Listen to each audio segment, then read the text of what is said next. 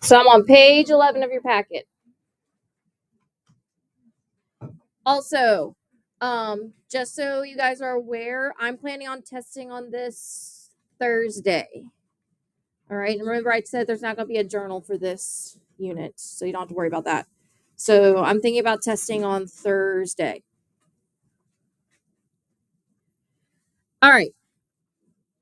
So today we're talking about adding probability. So the reason that we did that activity was to get you guys thinking about how, if we have to add probabilities together, what we would actually have to do depending on the type of events we're dealing with. All right. So there are times we have to determine the probability that either event A or event B happened. To do this, we have to be able to account for all the equally likely outcomes that fall into either one of the two events. So let's see what this looks like with a Venn diagram.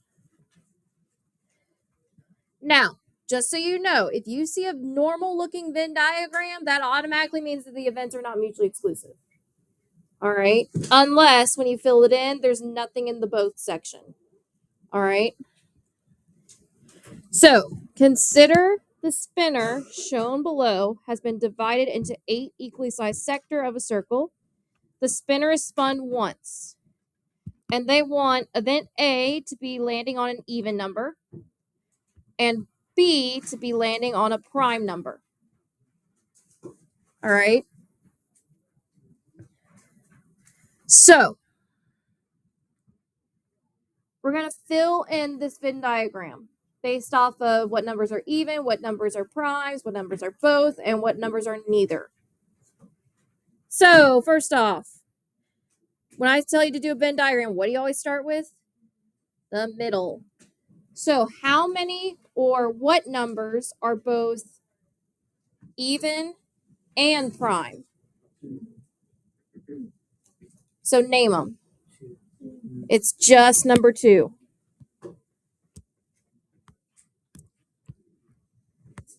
So the number 2 is our only even and prime number. So let's list the rest of my even. So what are the rest of my even numbers? 4, 6, and 8.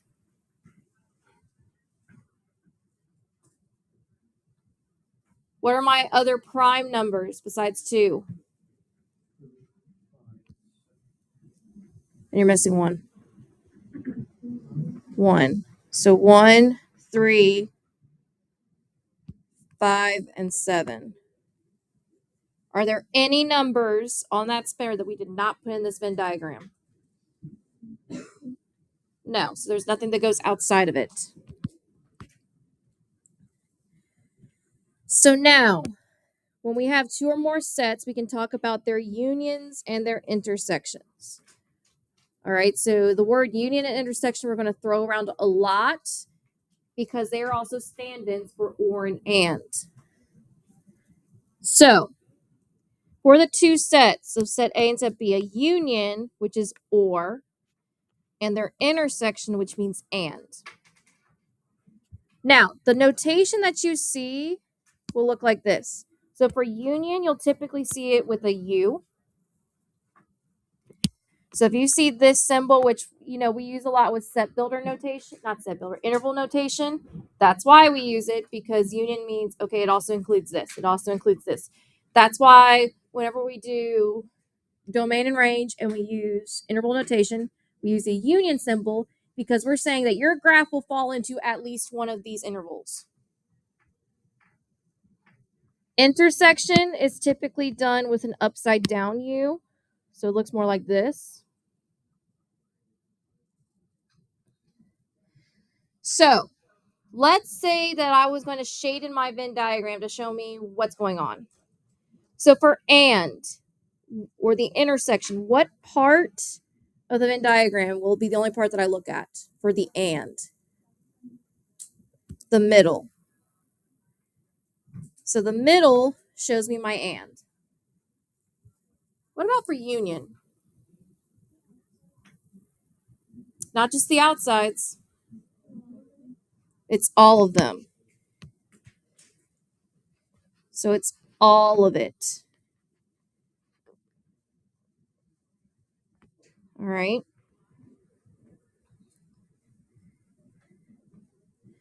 Now, it's really easy to find the unions and the intersections from the Venn diagram because typically your Venn diagram will not just throw,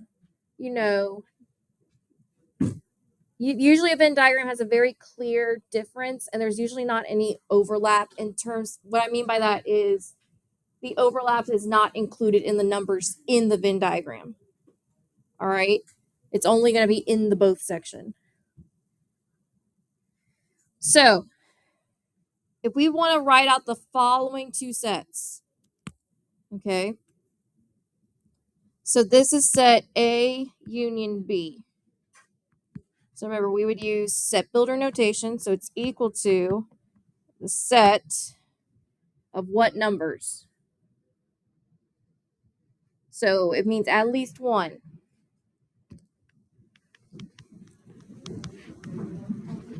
It's all the numbers, so 1 through 8.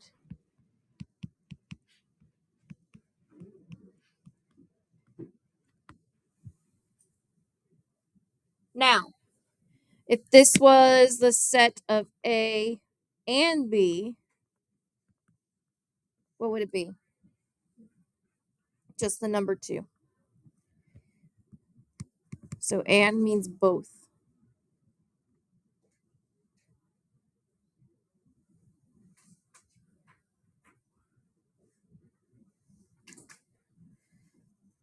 So why is the equation n of A or B, or the number of set A plus set B, generally not true? Why would be the correct modification to make it true? So what they're saying is that if you want to calculate how many were in the set of A or B, they're saying you take the number of A and add to the number of B. So if we go back to our Venn diagram and we actually count how many numbers fell in set A. All of set A. So all the even numbers. How many even numbers are there total? 4. So the number of set A would equal 4. What about for B? How many numbers were in set B? 5. So they're saying if we add those two numbers together, that will tell us how many are in A or B. Is that true?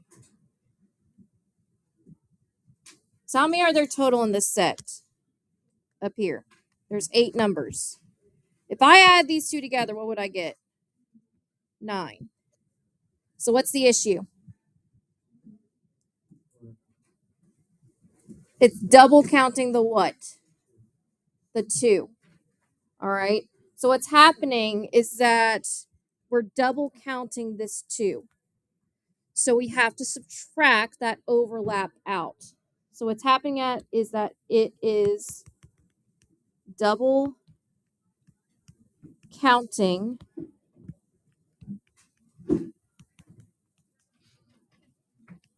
A and B. So we must subtract it out. So the general rule for when you want to find the number of A or B is you take the number in set A, add it to the number of set B, and subtract the number in set A and B.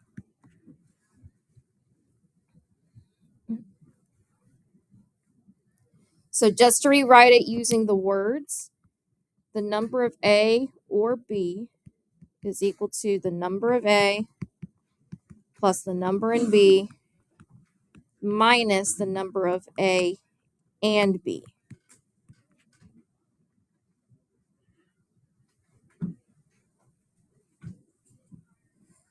And this works even if they are mutually exclusive, because if the two events are mutually exclusive, so let's say, for example, let's change set B to be odd numbers. Can a number be both even and odd at the same time unless 0 is present? In fact, 0 is not one or the other either. It's neither. So can any number be both even and odd? No. So if the two events were mutually exclusive, what would I subtract for their intersection? What number would I subtract? So if there is no intersection, the number that we subtract would be 0. All right, so this formula works for any union, whether they're mutually exclusive or not. So now, two-way frequency tables are a great example of how events or sets can combine in a union and overlap in an intersection. So if we think back to our warm-up from this morning, the two-way frequency table gave us more information than the Venn diagram did. All right. It was easier for us to just look at the table and pinpoint what we needed instead of having to do some more legwork with the Venn diagram. So right here is the key for what they want us to know. So M is male, F is female, C is going to college, N is not going to college. And our scenario is a small high school surveyed 52 of its seniors about their plans for after they graduate. They found the following data and wanted to analyze it based off of gender. In this case, if we pick a student at random, we can place them into one of the 4 events.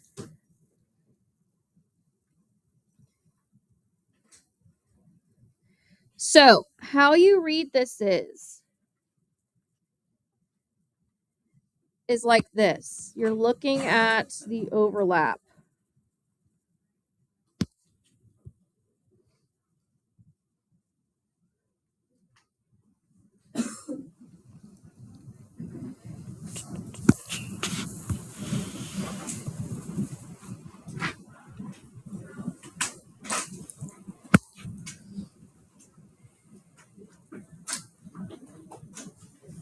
All right. So these two, the males going to college, that would be our overlap of the green and the blue. Not going to college would be the overlap of green and yellow. Whereas females, the overlap would be pink and blue, not going to college, pink and yellow. And their totals for just that singular category is listed. And the total number of people total is listed in the orange.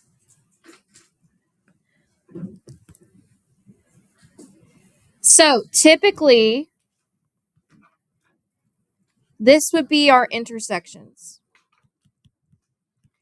So whatever's not included in the totals are our intersections. So male and going to college, female and going to college, male and not going to college, female and not going to college. All right. The table's representing both happening. So we're just doing numbers of each for right now, and then we're going to look at probabilities. So first off, how many males do I have total? So where would I look at on the graph? The green column and in the total section. So we're looking at the bottom of the green column where the total is. So there's 30 males. How many females? 22. How many are going to college? How many total are going to college? Say it again. 29. How many total are not going to college? 23. So, how many males are going to college? 16. How many females are going to college? 13. Now, think about this carefully. How many are female or they're going to college? All right. So how many are female and going to college. So how many females are there? There's 22. How many are going to college? 29. All right. So if we added them together, that would equal what? 51. However, what's being double counted? The overlap. It's counted twice. All right, because 16 plus 13 is 29. 13 plus 9 is 22. We counted 13 twice. So what do we have to do? Subtract the 13 out. How many people are actually in that category?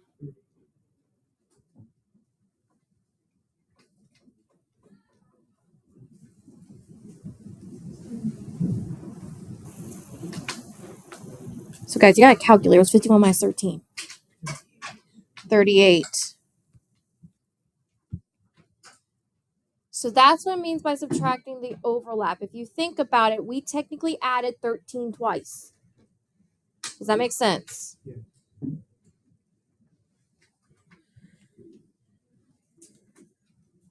All right, now, what is the probability that a person picked at random would be a female who is going to college? We're going to represent that using either a union or an intersection. So, a female who is going to college, would that be represented by an and or an or? And. So I would write this as the probability of F, C, but what would go in the middle? The upside down U, which means intersection or and. So how many people would that be? Out of 13 out of 52.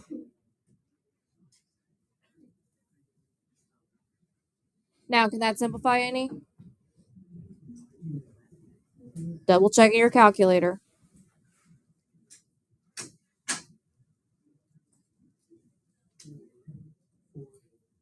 Right, it can simplify down. So if you both of these are actually divisible by 13. So if you divide the top and the bottom by 13, you're left with 1/4.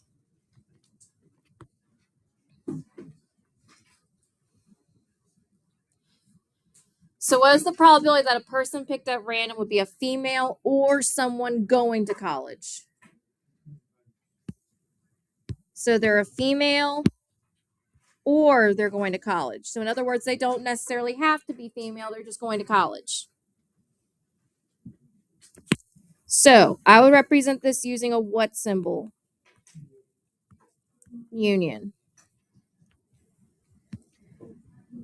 Now, I already found this. How many people total are either female or going to college? 38 out of 52. Can that simplify any? They're both what? They're both even, so I can divide them by 2. So if I divide both the top and the bottom by 2, this would be 19 over 26. And those definitely can't go anymore because 19 is prime.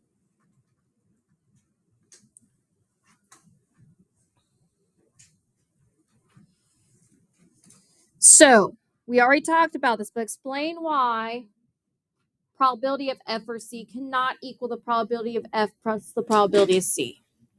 So first off, let's just check it. We already found the probability of the or happening. What's the probability of just F happening? So what's the probability that we have a female? It'll be 22 out of 52. We're not going to simplify just yet. What about the probability of just C happening? Or going to college? 29 out of 52. So if we added them together, would we get the probability that we got when we did the or? So what would the top be? 51 out of 52. Is that the probability that we got for letter C? No. All right. And we already talked about this. We did not account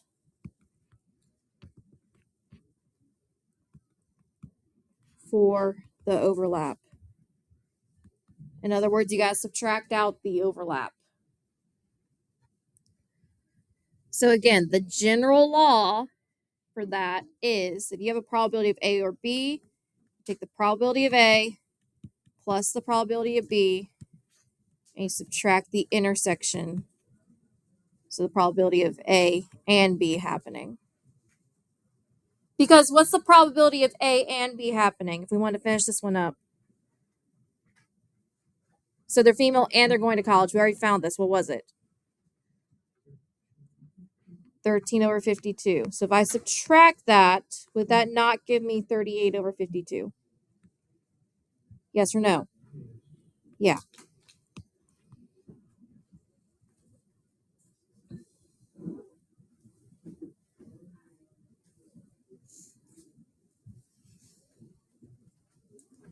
All right. So sometimes we can avoid the probability law that we encounter in E by simply being careful and keeping track of the elements of the sample space in both of our sets, making sure we don't count any element twice.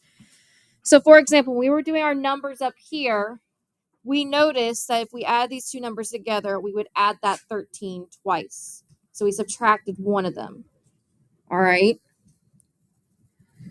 But sometimes you can't always tell that, especially if it's not organized in a nice way. So to make sure that everything's a-okay, we just got to make sure we don't count that element twice. So we just subtract it out. So a standard 6-sided die is rolled once. We want to find the probability that the number rolled was either even or a multiple of 3. So we represent the problem. They want us to represent it using a Venn diagram. Now, even though we don't need it, so technically if you have a Venn diagram, we don't need it because it's really obvious to see with a Venn diagram what the OR is. We're still going to do the probability addition rule just to verify it. So let's just start by drawing a Venn diagram.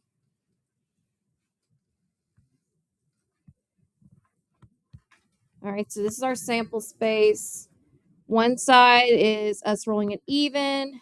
The other side is a multiple of 3.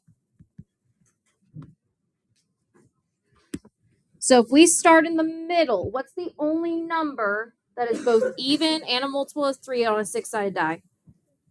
6. 6 is the only number that is both even and a multiple of 3. What's the other multiple of 3? 3. What are the only ones that are even besides 6? 2, 4. And then what numbers are we excluding? 1 and 5.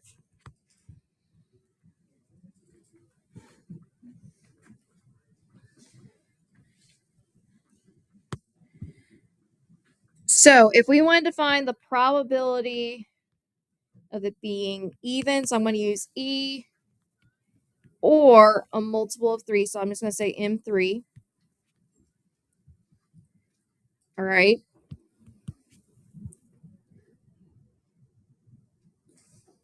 So, in other words, if we're finding the OR, so if you look back on our first page, what I say when we're looking at Venn diagram represents our OR.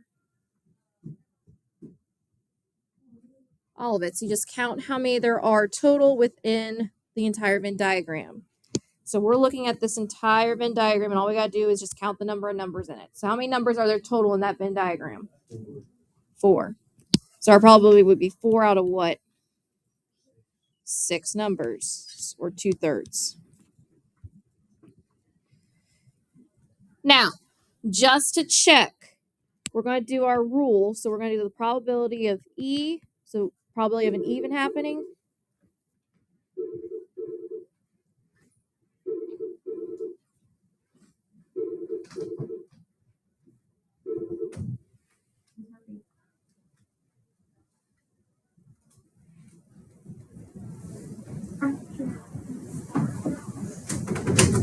clear.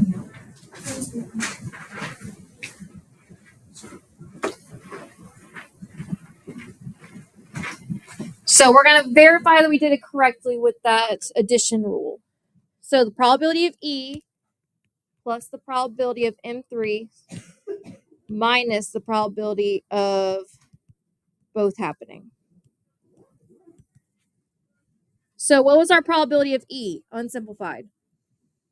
So how many numbers were even? 3 numbers were even. So 3 out of 6 is the probability of E happening. Plus, how many were a multiple of 3? 2 out of 3.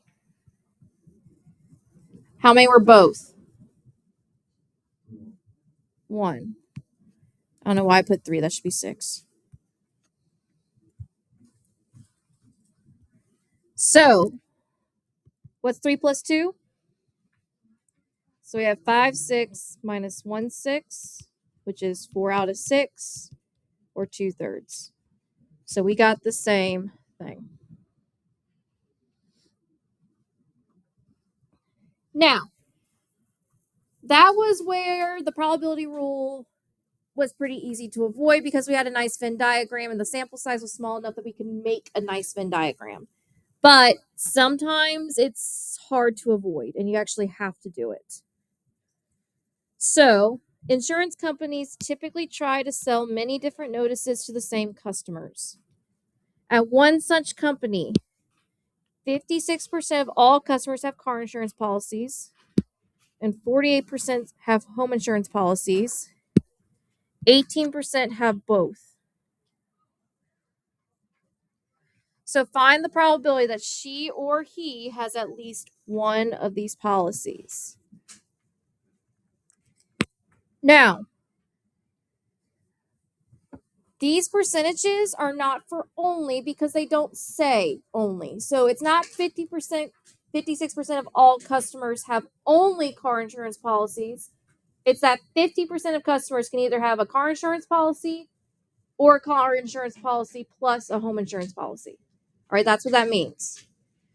So the only time it's only is if it explicitly says the word only.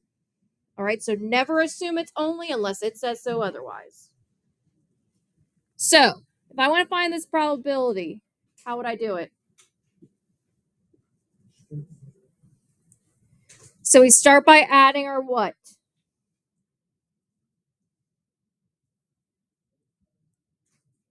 So guys, this we actually have to do the probability addition rule.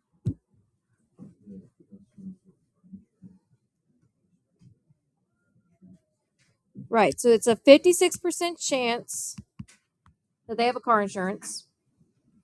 So the probability of them having car insurance is 56%. The probability of them having home insurance is 48%. And the probability of them having both is 18%.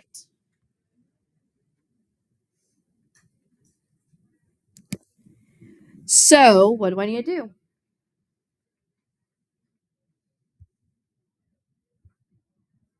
What's the rule for or? Because at least one means we're finding the probability of C or H. So, what's the rule?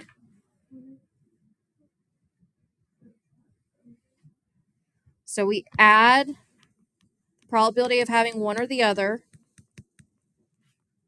and subtract the overlap.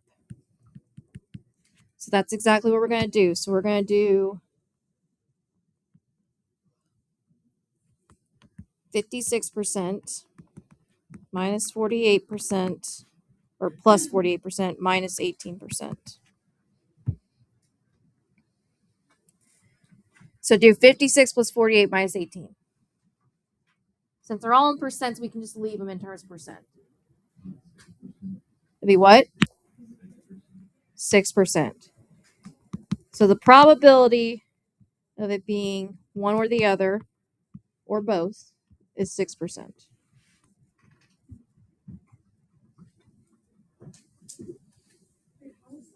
That doesn't sound right. 56 plus 48 minus 18. Okay. told you I'm deaf sometimes.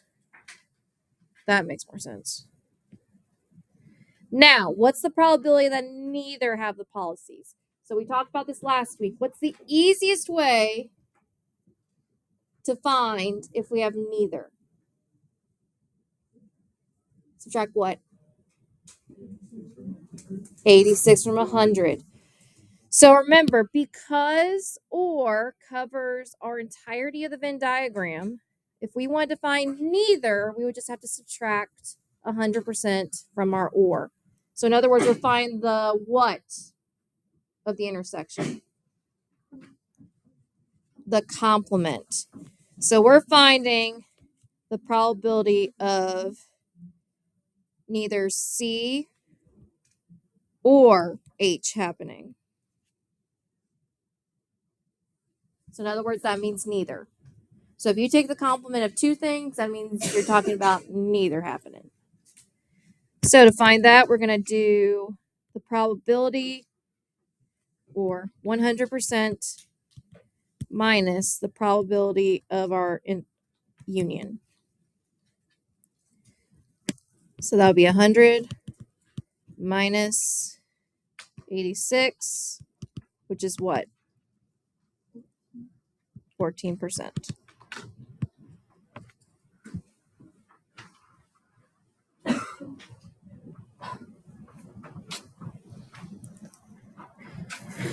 So that being said, let's go back to that mathematic.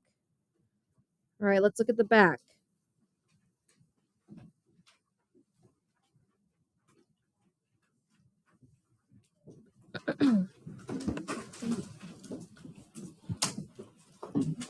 So what is the relationship between educational achievement and home ownership? So a random sample of 500 U.S. adults are selected. Each member of the sample is identified as a high school graduate or not, and a homeowner or not, and it's displayed in this two-way table. So first off, before we do anything else, let's add up the totals. All right, just so they're accounted for.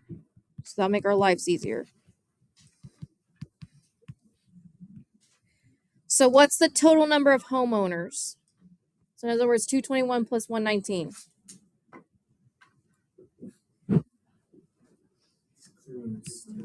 Go downstairs to the 800. It's what? 340. How many are not homeowners? 160. How many are high school graduates? It's what? 310. How many are not high school graduates?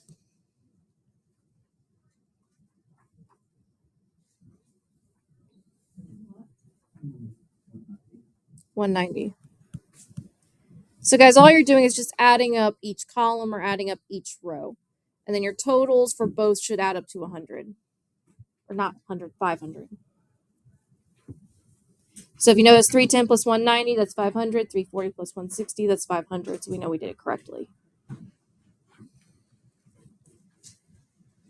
So remember what I said. G is there a high school graduate. H is there a homeowner. So G, high school graduate. H, homeowner.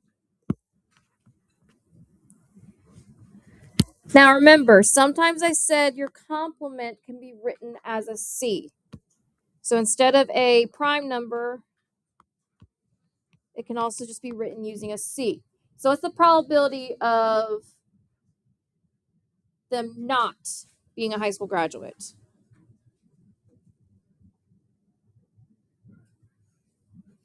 So in other words, they could be a homeowner, they could not be a homeowner, but they're just not a high school graduate.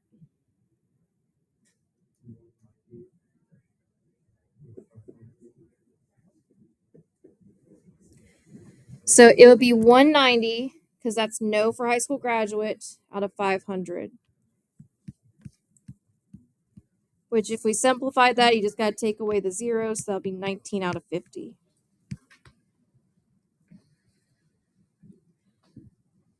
Now, I'm not going to explain why that doesn't work again because we already explained it like 20 billion times. So what's the probability of G or H happening? So the probability that they're a graduate of high school or a homeowner or both. So what's the formula?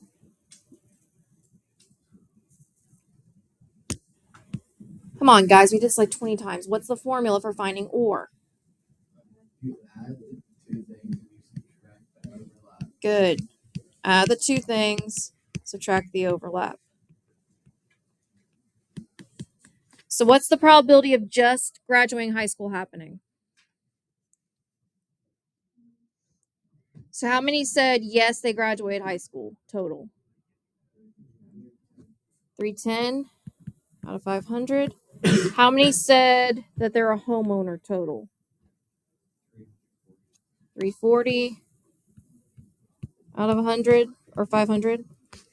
How many said that yes, they graduated both high school and they're a homeowner? 221. So add 310 plus 340, subtract 221, put it over 500. It's what? It's for what? 21. 29. Okay. Can that simplify any?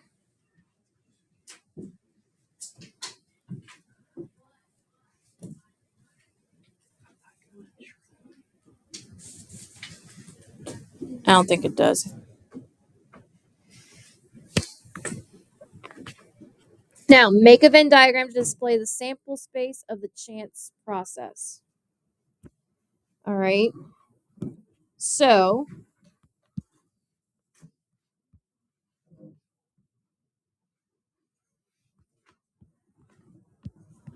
G and H. So the easiest thing to do first is start with your chance of both happening and neither. So how many said yes to both? 221. So this will go here. How many said no to both? 71. So that's out here. So how many said yes to being a graduate of high school, but no to being a homeowner? 89. So that'll go here. How many said yes to being a homeowner, but no to graduating high school?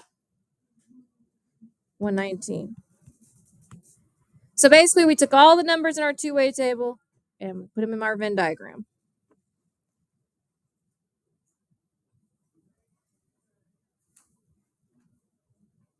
So it says, what is the probability of them not going to high school or not graduating high school and, emphasis on and, is a homeowner?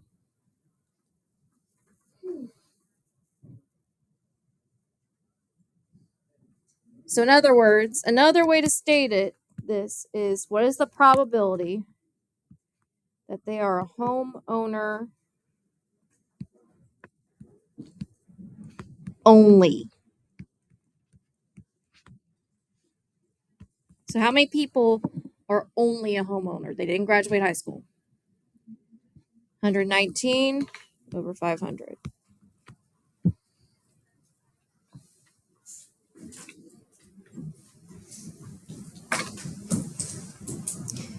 All right, any questions on this? All right, so your homework tonight is pages 13 and 14. I promise at some point this week I'll check off your homework.